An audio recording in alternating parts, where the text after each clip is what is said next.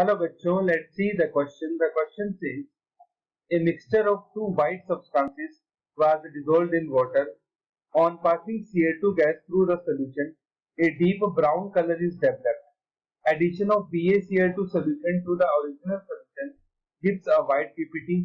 Addition of a large amount of NaOH solution to the original solution gives a white PPT whose suspension in water is used as antacid. The mixture gives golden yellow color to flame.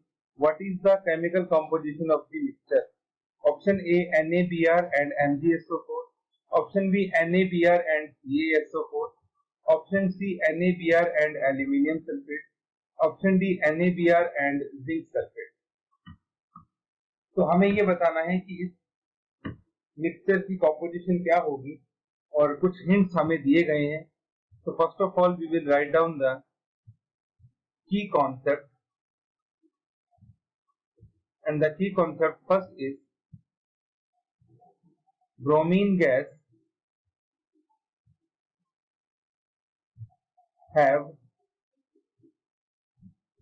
brown color.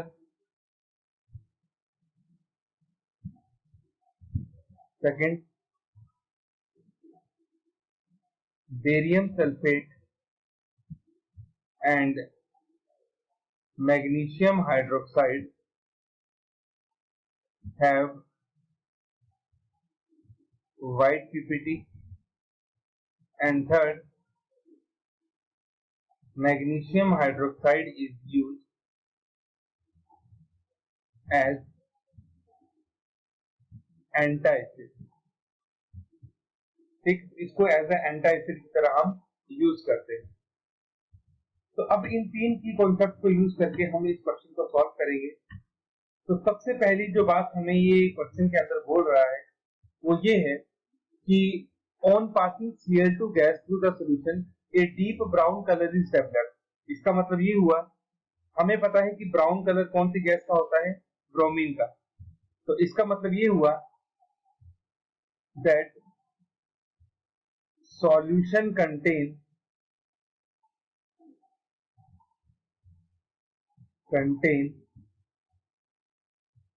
Br minus ion. क्योंकि जो Br minus ion है, जब इसमें से हम Cl2 gas pass करेंगे तो यहां से हमें मिलेगा bromine gas plus 2Cl minus. और ये जो ब्रोमीन गैस है इसका कैसा कलर आएगा, ब्राउन कलर। ये आपके पास ब्राउन गैस आएगी।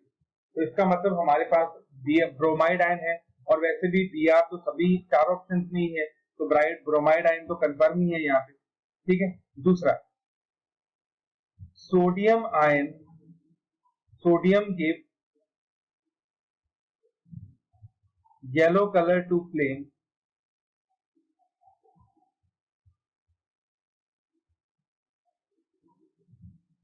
that means sodium ion is also present। और वैसे भी सोडियम आयन तो चार ऑप्शंस में है। ठीक है। तो सोडियम आयन जो है Na+ वो तो इसमें प्रेजेंट है, प्लस साथ में ब्रोमाइड आयन जो है वो भी इसमें प्रेजेंट है। तो NaBr तो कंफर्म है। अब बात आती है हमारे पास कि दूसरा मिक्सचर हमारे पास कौन सा होगा। Now we know sulphate ion react with barium chloride. जब सल्फेट आयन बेरियम क्लोराइड से रिएक्शन करेगा तो हमारे पास क्या बनेगा, बेरियम सल्फेट। और बेरियम सल्फेट के क्या होते हैं, वाइट प्रेसिपिटेट होते हैं। तो इसका मतलब ये हुआ कि यहाँ पे सल्फाइड आयन प्रेजेंट होगा। ठीक। और दूसरी तरफ ये कहता है, दूसरे पीपीटी बन रहे हैं, they are used as, they are white PPT and they are used as antacid. और जैसा कि मैंने आपको बताया, मैग्नीशियम हाइड्रोक्साइड जो होता है, मैग्नीशियम हाइड्रोक्साइड के वाइट पीपीटी होते हैं और ये एक एंटासिड भी होता है।